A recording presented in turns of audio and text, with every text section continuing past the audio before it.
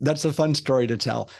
When I was a kid, I worked in my uncle's travel agency in a little town in Connecticut near Yale University. And he designed his travel agency to look like all the different places you could go in the world. When you walked in the front door and you looked to the left, there was a small Italian restaurant with a red and white checkered tablecloth and big French doors that you could open up. There was an awning over the top. Next was a Swiss chalet, and over here was a Hawaiian village type of thing. My uncle's office way in the back was made of leather. It was taken out of an old captain's cabin in a real working ship. So when you walked into the travel agency, you were looking around and you felt like you were in all these different places in the world. And that made a big impact on me, but I didn't understand why until I got older. I grew up in Orlando, Florida, the home of Walt Disney World, which is celebrating its 50th anniversary in 2023. And a lot of my friends work there. And I got to hear stories about how things worked behind the scenes. They talked about going on stage and performing and staying in the story, all key phrases that built an environment of magic and delight for customers. Later, I took Disney courses and have spoken on stage with Disney people. It's a fascinating way to learn how good a customer experience can be. So I'm glad to have that as a reference point. But my real professional journey didn't start until I worked for IBM as their e-visionary. Back in 1999, I was connected with a guy named Lou Carbone. Lou is the founder of a company called Experience Engineering. And I sold my very first IBM account to McDonald's to help them figure out what their wireless or digital drive-through would be like. Imagine ordering from your phone instead of having to wait to get to the loudspeakers to get your food. Well, Lou taught me a lot about experience design, and I was fascinated. I was hooked. I saw that was a way to help a brand connect with its customers in ways that they never could before.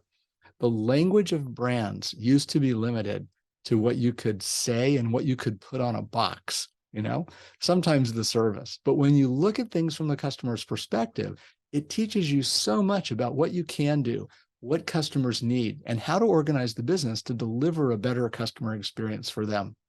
We did dozens of projects that involved customer experience for IBM, and part of that thinking helped save them $1 billion on one account. So that's my proof that it really can work, and I encourage everybody to give it a try. Since 2002, I've been running a company called Storyminers, and we do three things, one of which is customer experience, the other is strategy, and the third is story, and they're all intimately connected. So that's the journey. It's been a lot of fun, but everybody has their own journey, and it's up to you to decide what your next step will be.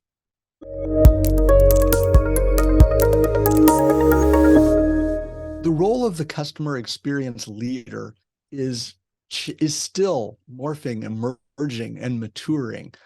It used to be that person was in charge of the customer experience, which pretty much was metrics way back when, or maybe trying out a few new things in call center software, reservation systems, and things like that. In my opinion, customer experience is a much larger umbrella, and it encompasses everything that a company does for, to, and with its customers. The role of the customer experience leader, in my opinion, is evolving. It's going beyond metrics. It's going beyond project management and operations and service design. It's moving into the strategy of how a company works. And the reason for that is that customer experience is a language, just like Spanish or French or Urdu or Hindi. And when you speak that language, you're able to communicate to all different parts of the organization at the same time. Customer experience can be that umbrella that unites all the individual silos in a business and help them work together. I can't wait to see our first CEOs who started in customer experience. I think that's where it's headed, especially for service brands.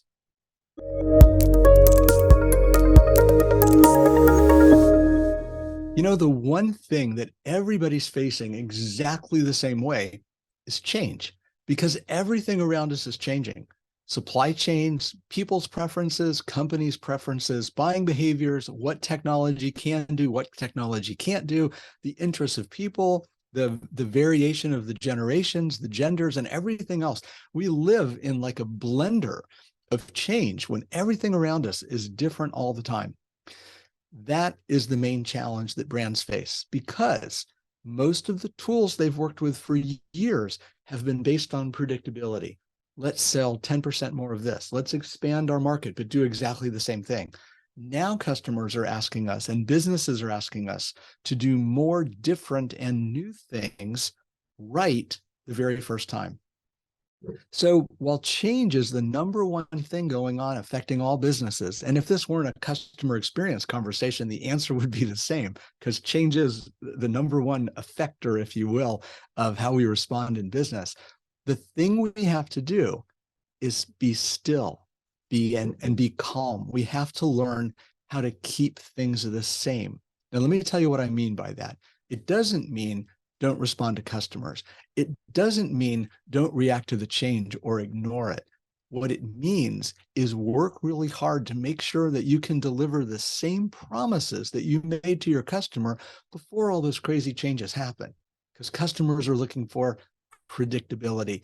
They want to know that what you're doing for them is going to be as good as what you promised when they contracted with you. So while there's a lot of change on the surface of the ocean, like a giant thunderstorm, underneath things need to be very calm and still. So your job as a CX leader is one thing first, and that's to keep the promises that you make to your customers. During times of change, you might be tempted to change those promises, and sometimes that's the right thing to do. Most of the time in my professional experience, customers want you to keep the same promise, but deliver it in a new way. And that means you'll have to forge relationships on the inside of the company to wreak that change in a very positive way.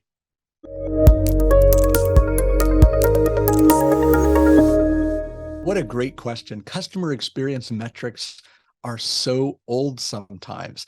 The trick of a really good leader is to pick the right metrics.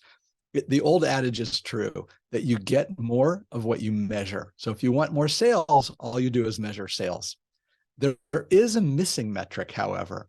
The missing metric in today's world with so much change is the creation of customer value. We think about lifetime customer value as how much money the company brings to the company, but we need to be adding this new measure of how much value does the company create for the customer. The more of that we're able to do with all of our magic technologies and wonderful service people, the more people will want to work with us, the more they will refer us, and the more they will spend with us, assuming that it's something that they need. People don't always spend more. There are limits to that, of course. So in summary, the metrics always need to evolve, but the bigger metrics need to change. And we need to shift from just what does the company get to what does the customer get. As soon as we can figure out, or as soon as you as a customer experience practitioner can figure out what the right metrics are for your customer, the ones that drive their loyalty, their referrals, their purchases, and that work well for the company, then you're in the right spot. You are not going to get this answer from a textbook or a best practice. Each company needs to figure that out for themselves by understanding their customers ever better.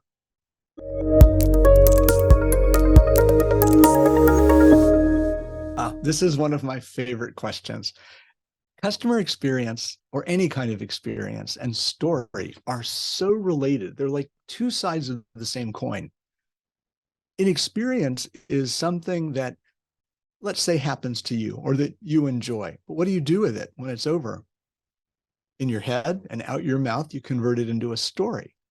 You share experiences as stories. That's where word of mouth is born. The person who's hearing a story that you might share with them, what are they doing? They're listening, they're hearing, but inside their brain, they're having an experience. They are creating an experience based on the words that you give them. And that's something that a lot of people don't understand. And the sooner you understand it, the more you'll be able to take advantage of this magic part of how our minds work. Experiences beget stories, and stories beget experiences. So here's how you can use that connection to your advantage on the inside. In the software world, whether you're working in call centers or databases or artificial intelligence, you'll hear this idea of prototyping and failing fast. and everybody's trying to move faster, faster, faster so they can find out what works. Well, when you're dealing with larger issues like customer experience issues that touch everything, call centers, AI, banking relationships, HR, customer service, store design, it touches everything. One of the fastest ways that you can move is to share your idea for what the next gen customer experience is as a story. Because to do a story, all you need is a piece of paper and a pen, and you write it down. It can be words, it can be pictures. If you're fancy, you can use animations or some short, quick little videos. But if you put people into the future and you change the given circumstances so that everything in the future is just humming along and working great, people will start to believe that that future can be.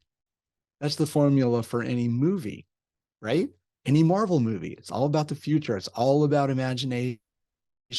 Most stage plays do the same thing. They get you to suspend your disbelief and imagine that you're in with the Hunchback of Notre Dame, or you're there at the formation of the United States in the stage play Hamilton.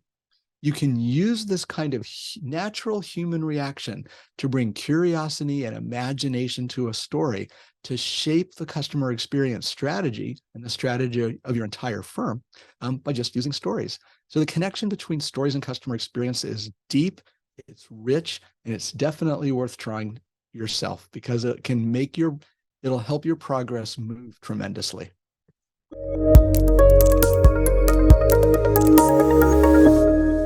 Oh, chatbots. Sometimes you love them and sometimes you hate them. The thing is that most people don't understand that chatbots need to be trained. And it takes a while for them to start to understand what normal customer requests are. That's where most of the attention is. But where people get frustrated is on the not so normal, the second standard deviation of questions on either side of the norm. And it's creating a real dissonance in the business because some people want to use chatbots a lot to be more efficient, but other people are trying to take care of the customer's experience. They care about how the people feel. They know that they're human beings on the other end of these transactions, and they're trying to figure out, how do we make it right for them? Well, there are a few things that you can embed into your chatbot efforts, into your AI designs and your learning approaches so that you get better results from chatbots and happier customers, and you still get your efficiencies. The first thing is to anticipate what your customers are going to ask. Anytime you're having a digital conversation with a customer, you can probably figure out which app they're in, where they are, if with permission, what time of day it is, and as soon as they open the chatbot, you can check their record to find out what were the last interactions with that customer. You can apply some logic. Was there a recent high-ticket purchase? Did they recently do a return? Has there been a problem with their order or the security of their account? If you know any of those things, you can limit the number of choices and present better options for the customer to choose from. That makes them feel like there's somebody on the other end of the chatbot that understands them. And what I've learned and what I feel as a human being and customer myself is if I think you understand me and you're serving me efficiently, I don't mind a chatbot. The second thing is context. There's sometimes when it's important to use the chatbot and sometimes when it's not. If you're talking to your bank, for example, and you're missing, 2 months salary from your account, don't you want to talk to a person who can make you feel a little bit better and handle all the nuances of a conversation?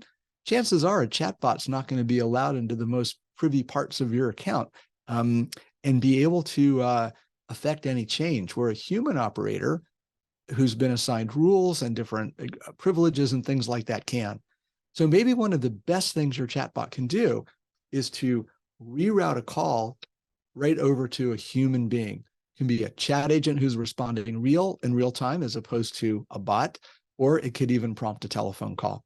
So letting customers know that some of their issues deserve human attention and not forcing them to beg for that is another good way to go.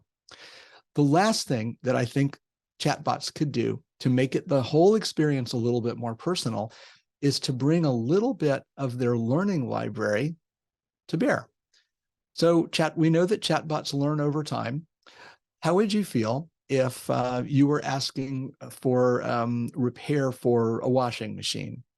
And you go through a couple of questions on the chatbot, you read an article, and you're still having an issue. You can't figure out how to get your blanket dry. I'm just making up an example here. The chatbot could use the information that it has, but make it a little bit more personal by saying, like, in this model, 487 other customers have found out that doing this, and then you supply the instructions, has made their blankets dry a little bit faster without causing damage to them or shrinking them. Would you like to give this a try? Okay, yes, no. Would you like us to send you a reminder to report back so that other customers can benefit from your experience? See how that kind of personalizes it, humanizes it, and it makes people feel like they're being cared for and they're being understood. Because even though they're one of 400 and something other customers, that's a sign that the chatbot and the logic behind it have really understood what the problem is. So quick summary for this one are anticipate as much as you can, use your contextual clues, transfer out of chatbot, even though that costs more when it's a super important issue, and speak using the information that you have about other customers. So those are 4 things that can make a difference.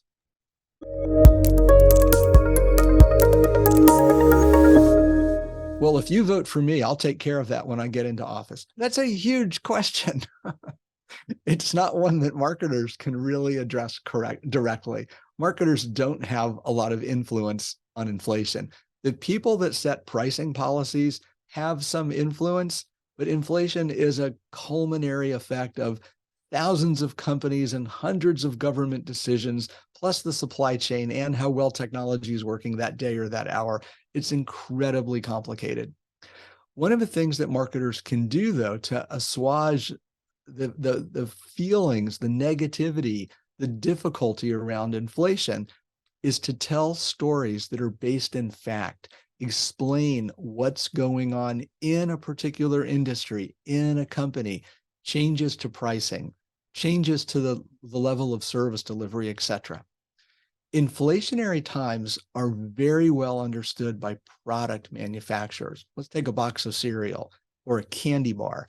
Have you noticed how over the span of your life, the candy bars get bigger and smaller and bigger and smaller? The same thing for cereal. And cereal is more complicated because it's harder to pack into boxes, into a cardboard box and onto a pallet that fits in a truck, which goes into a container and is shipped from somewhere else on the other side of the planet. It's very complicated. So what they do is they play with the volume of the contents, the size of the flakes, how much chocolate in the candy bar, and they keep readjusting. The equivalent of that in service is not to just change the price. Don't do that. That is a fool's errand, in my opinion. The smart money for customer experience designers and managers is to take a look at the inflationary pressures, study up on your customer again, and find out which new combinations of service and product and support meet your customers' needs. It's a ripe time for innovation because what's happening on the customer side is they're trying to rebalance all of their spend, not just with one company, but with all the different groups that they work with, plus with their internal costs, like their employees and the web services they use and everything else. They're looking for ways to get more value. And if your positioning is to find ways to deliver more value, you've got a much better chance of keeping that customer and making some new ones at the same time.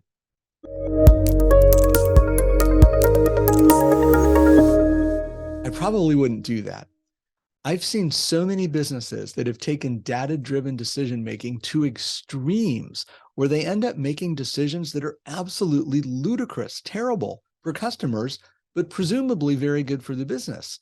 They try to take too much, and that culture can be detrimental to the long term of the business. What I believe is needed instead of just a data-driven culture, and I so appreciate the value of good data, but it needs to be balanced. It needs to take into account what are the things that we can do more efficiently so we can make more money, And what are the things that we can do for our customer so that they get more value? And value for customers is not just, amount of product or service and its cost. It also goes to a lot of emotional attributes. It could be feelings of belonging, transformation, heritage, connection, lots of different ways to create value for customers. So it's that balance that's so important. In quickly changing times like we live in today, and some people say that the next 10 years are going to have as much change in them as the previous 100. I remember my grandmother talking to me about what it was like to see cars introduced and then telephones. And when people landed on the moon, she was just starstruck. Imagine that times 10 in your lifetime. One of the balancing factors that you can add in almost immediately is a customer council. You bring in several of your customers, you build strong relationships with them, make sure to get a good representation, not just your friends. And then as things change, like inflation, or you decide that you want to be more data driven, or you want to do a change in your strategy, talk to your customers, see how they feel, see what ideas they have, what language they use. So if you're thinking about building a data-driven business, do it. It can teach you so much and help you to run more efficiently and better for the long haul. But also focus some of those metrics on your customers. And to speed up the flow of learning and doing, start a customer council, because your customers will tell you what you need to know.